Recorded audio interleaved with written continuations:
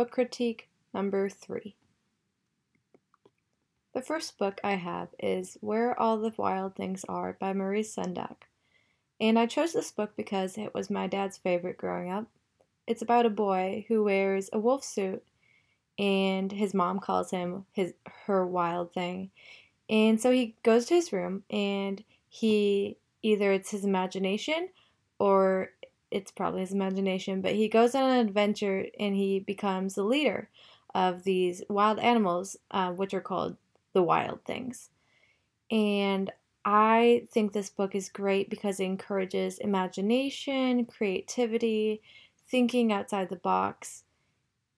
And this book won the award, the Caldecott Medal. It is under the genre of fantasy adventure drama, and it's for kids ages 5 through 9. Now, I would use this for kindergarten, reading and drama. And reading is simply the Ohio Standard. Identify the front cover, back cover, and title page of a book. And I will just quiz each student after the lesson is complete.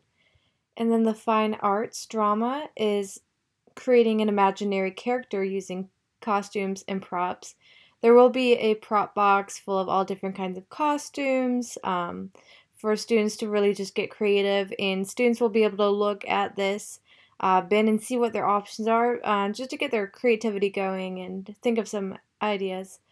And so, yeah, there are capes, shields, princess dresses, sun hats, just a bunch of random props and everything for students to use.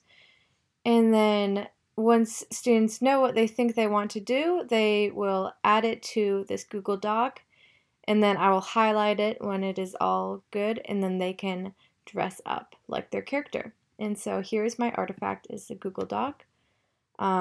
So you have to answer these questions about your character. How old is your character? What does your character like to do for fun? And what does your character wear? And so here's some examples. Charlie, a 10-year-old boy who loves dinosaurs, bugging his older sister. And Claire, 16-year-old girl who loves skateboarding and horseback riding. And Oliver, a 28-year-old knight from the medieval times. So you can be as crazy as you would like and really just have fun with this assignment. And then here below are some names. If you're Lucy, then you would just answer these questions. I know typing is hard for kindergartners, but it's good to practice technology and typing as soon as possible so they can get better and grow in the skill. And just going back to the slides, the next lesson is a physical education. It comes from the Ohio State Standard of locomotor and non-locomotor skills. And so it's the sixth one is move in time with changing beat. And the second one is explore locomotor skills of jump, gallop, skip, hop, and leap.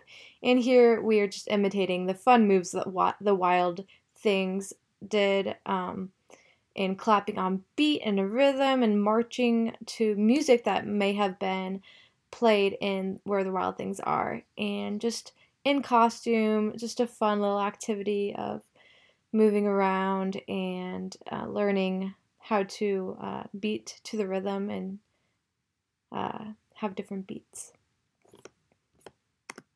And then the second book I chose is The Chronicles of Narnia by C.S. Lewis.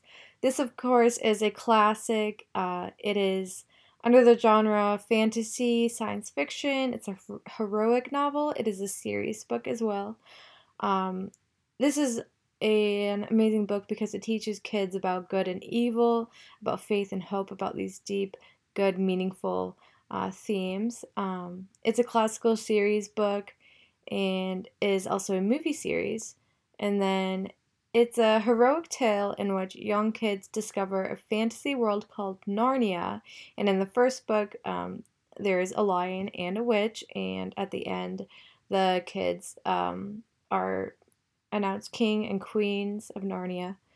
And so that's the end of the book, and then it extends into the other series.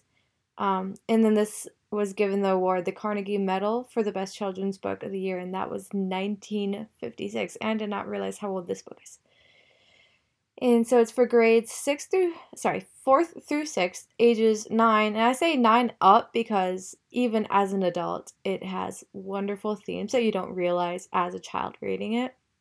So it's good for all ages who can read it. And then, so a lesson idea might be just literature, learning about character development, about themes, symbols, and metaphor, because there is deep symbolism.